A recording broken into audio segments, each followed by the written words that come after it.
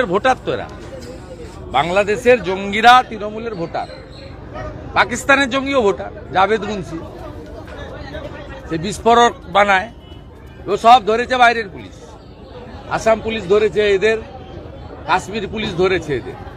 Police ব্যস্ত BJP নেতাদের নামে মিথ্যা মামলা করে।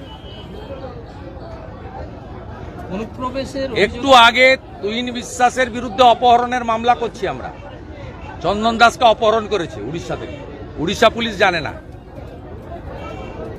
অপহরণের মামলা করাচ্ছি। কত বড় মাতব্বর হয়েছে, সব জব্দ করে দেবো। এর আগেও আমাদের বহু লোককে এখানে নন্দীগ্রামে করেছে, 7 মাস 8 মাস ধরে জেল কাটিয়েছে। ঠিক আছে, এর আগে 15 দিন আগে মামলা মিথ্যা প্রমাণ হয়েছে, এটাও মিথ্যা প্রমাণ হবে, এটাও মিথ্যা প্রমাণ হবে। মমতা ব্যানার্জি এখানে হেরেছেন, ভবিষ্যতে আবার